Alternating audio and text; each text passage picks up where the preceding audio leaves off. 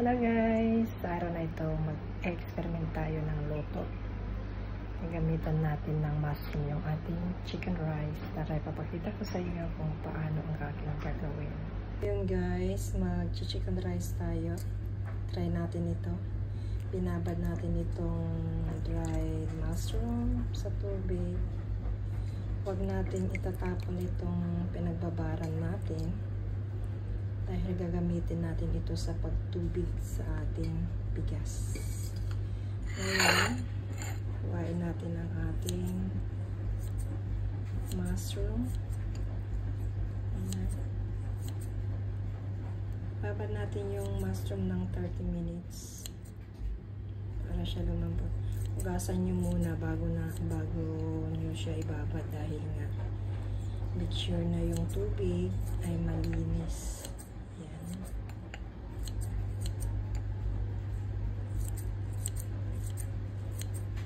Yan, nahiwa na natin ang ating mushroom. Meron tayong chicken breast nito. Hiwain natin siya. Chicken breast ang gamit ko. Pwede rin yung whole chicken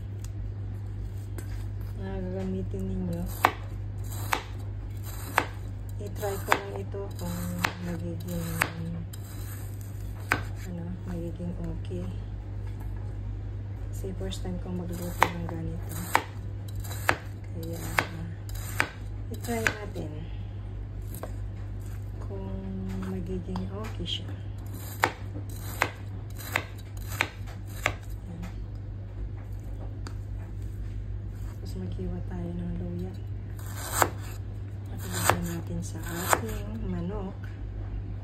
Pag masyado kasi, ano lang, ang 2 tao lang itong lulutuin ko. O, isa lang, ako lang.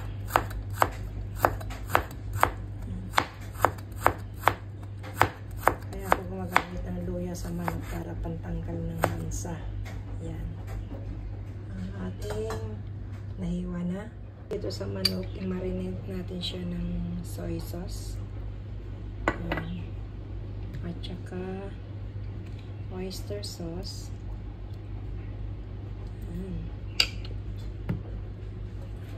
Pwede natin siya ng paminta.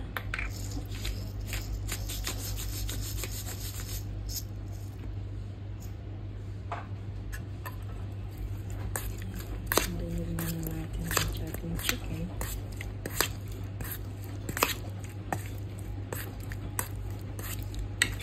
Yan.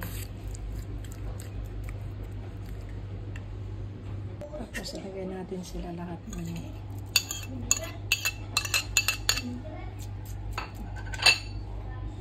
at yung ating chicken.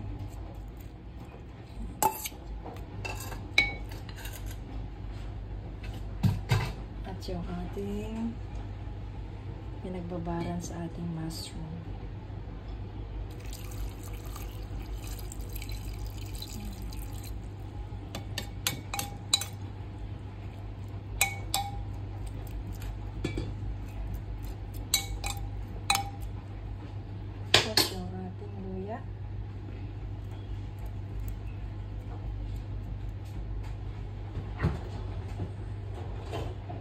Lagyan natin siya ng chicken broth.